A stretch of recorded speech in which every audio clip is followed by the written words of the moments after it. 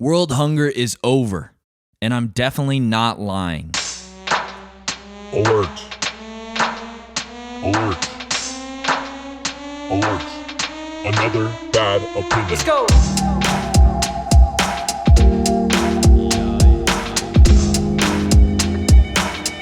Hi, I'm the listener's mom, and I just wanted to say that Another Bad Opinion is my favorite podcast. Let's go.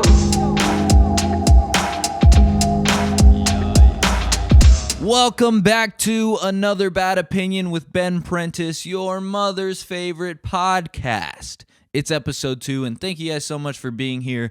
Thank you guys for listening. If you got to this point, congratulations, because I was talking to my friend last night, and they were like, yeah, I wanted to listen to the podcast, but I couldn't get through the intro music because it was just so bad and so long and so boring, and just kept talking about how bad it was.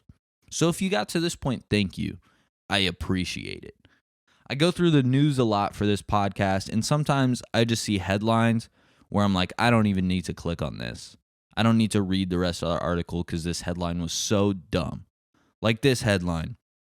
Is internet addiction a growing problem? Yes. I'm talking to a camera right now in my room, and you guys are all listening to me through the internet. Internet addiction is life. Imagine life without internet. I can't personally because I've grown up in life with internet. Exclusively internet. I don't know the last time I've read a book front to back. It's been a while. I definitely haven't read a book front to back in a while. Here's another headline. Scientific consensus says the earth is warming? Yeah, we knew that already. We knew that. That's not new news. We knew that already. Speaking of climate change, COP26, the United Nations Conference of Parties climate change function, is under some scrutiny because they're serving food that's bad for the environment. Apparently, the new plan that they're trying to get passed means that all food has to have less than 0.5 kilograms carbon footprint. I'm going to be honest with you. I don't know anything about it. I don't understand science, but I do understand numbers. And they had a little menu item. They had menus with 3 items, and one of them had a carbon footprint of 0.6 kilograms. One of them was 3.4 and one of them was 1.7. I think it's fucked up that they put the numbers on the menu. Why would you do that? If you know that it's not good in terms of what you guys are trying to get done, why would you put the numbers on the menu as if you're flexing? You're not. It looks bad. None of those items are below 0.5. Somebody said it's like serving cigarettes at a lung cancer conference. And that's what it seems like to me. What a bad move. Who came up with that idea? Who decided that that was the right move? What if we served food that was bad for the environment? You know this cool thing that we're trying to get everyone into? What if we didn't do that? That'd be a pretty cool move, no? Speaking of food and politics, Elon Musk said he would commit $6 billion to end world hunger if I forgot the name. It's an acronym that starts with W. If they can provide a plan, basically, on how $6 billion would end world hunger. Which is really cool of Elon. Good job, Elon. He said he would sell all his Tesla stock and commit $6 billion, which is a ton of money. Apparently $6 billion wouldn't end world hunger, but it would absolutely do numbers. It would help 42 million starving people, which is a ton. And I know that there's a thing with billionaires where everyone's like, give them your money. Just give people your money. And he's actually thinking about doing it. Now, nothing's been spent yet. But he has a net worth of $316 billion. He's the richest man in the world. And $6 billion is only 1.8% of his net worth. And I know net worth isn't the amount of money he has in hand, but just do it, Elon. Just do it. 6 billion. You know what? Go 8. Go 8 billion. You know what, Elon? Maybe go 10. Maybe even go to 10 billion. I don't mean to be controversial, Elon. Make it 15. Just go up a little bit. Maybe see what the number is to actually end world hunger. Because I bet you have that. I bet you have that number. Humber. Oh my gosh. I'm supposed to be a podcaster and I can't even talk. I have some animal news. 3 endangered big-headed turtles were just born at the London Zoo. Apparently these turtles got caught in like a cartel like scam where they were illegally selling these animals, and now those turtles have given birth to 3 big-headed turtles. Big-headed turtles is what they're called. And there's a little definition on the article I was reading. And it goes, the big-headed turtle has a disproportionately large head compared to its small body, which I think is a really funny way to describe the big-headed turtle, because that's what I would imagine. But I think there's a reason these animals are endangered. It's that they're probably tired of living, because you guys keep making fun of its big head. Stop making fun of the turtle's head. Stop talking about how disproportionately large its head is, and maybe the turtles wouldn't want to keep dying. Just be nice to the turtles. You know what? Maybe the turtle does have a big head. Maybe it's got a little tiny body and a big head. But does that mean we should call it the big-headed turtle? Probably not. And I saw a picture of these things. Let me tell you, they got some big heads.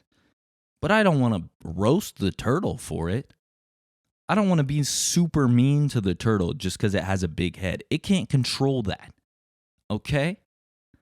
Don't be so mean to turtles. Apparently mongooses. Look, I know what you just thought. What's a mongoose? I don't really know. And when I saw a picture of it, I was like, that doesn't seem like an animal. And I don't think the word mongoose is what I would use to describe that animal. But apparently they have the ability to give bullies the cold shoulder. So when they notice that like somebody's been mean, one of the mongooses has been like violent or mean to another mongoose, they just ice them out. They're like, we don't want to talk to you, Mr. Bully. You're mean. Which is really cool because when people bully me, I just let them do it. I just let them keep doing it until eventually I move away to a new place. Like the person that was being mean about my podcast intro. I just let them do it. It's a fine intro, okay? I stand by that intro. I was listening to the radio the other day, and an ad came up for some like medicine, and it was like protection for 24 hours. That's all day. Fuck you. I know how many hours are in a day. You can just say protection for 24 hours, and I'm going to know that that is all day. You don't have to tell me that. I'm not a child, okay? I'm not a little kid. Are you marketing this drug to kids? Because I don't think you should be marketing drugs to kids. That might be a controversial opinion, but I don't think you should be marketing medicine to kids. So treat me like the adult that I am and just say 24 hours. You don't need to tell me it's all day. I know it's all day. If you said 23 hours, maybe you can say, that's almost all day. But I would also know that, I guess. This is pretty cool. Hong Kong has implemented a new bus that's a 5-hour route that's just for napping. Yeah, they just sleep on the bus. Anyone can come on and sleep as long as they want, which I guess is cool. I guess it's good. Me personally, I could never sleep on a bus. I'm not good at sleeping on moving things. I'm not even good at sleeping in my bed, quite frankly. I got so much anxiety. and so many things racing through my heads all the time, it's hard for me to get some shut-eye. But apparently in Hong Kong, you can just get on buses now and fall asleep. And no one's going to be mad at you. And no one's going to wake you up either. And I guess you're just on it for 5 hours. Where does it go? Is my question. I bet the article answered that. I didn't read it. I read like the first couple paragraphs. But like, what's the route? Do you have to wait 5 hours? Do you take a 20-minute nap, but you're not going to be able to get back to where you got on for 5 hours? Much to think about, huh? Is it worth it, Hong Kong? Is it worth it to nap on your little nap bus, Hong Kong? Nah, that's cool. I think that's cool. That's really cool that you Hong Kong's giving people a place to sleep. You know, we're just helping people with their needs. I don't know much about Hong Kong. Maybe I shouldn't be praising them. So my official statement is I don't know anything other than this nap bus about Hong Kong. So don't get mad at me if I shouldn't be praising them about the nap bus. I think people are entitled to sleeping is my official stance. Now it's time for our advice segment, another bad piece of advice. And before we get into it, I've been getting this stuff from Reddit, but now you can ask me for advice because I finally set up the email, which is not a hard thing to do, by the way. Setting up an email, relatively easy thing to do. It takes about 5 seconds, but I was too lazy to get it done before last episode. So you can email bengivemebadadvice@gmail.com, bengivemebadadvice@gmail.com, and you can be like, hey, Ben, I'm really struggling because I'm a little pilgrim boy without his porridge, and I need some help. And then I'll try to give you some bad advice. I'll probably try to give you some decent advice, but it's mostly going to be bad. But this piece of it, or this question, I guess, is coming from Reddit. The question is, I have a job interview tomorrow, and I was told to bring an item that encapsulates what I will bring to the workplace. Any suggestions? First of all, why? Why are you doing that, company? Who cares? His job doesn't matter. Just hire the guy. Just give him some money. Okay? Give them some money. I guess I don't know for sure that it's a man. Misogyny. Just internalized misogyny. Just assuming. Am I just assuming that a person getting a job is a man? Fuck. Oh, no. Anyways. No, I think I'm just assuming anyone on Reddit is a man. I have a job interview tomorrow. What item will encapsulate what they can bring to the workplace? I would say bring like a bowl of cereal. I'm always there when you need me. I'll start your day off right.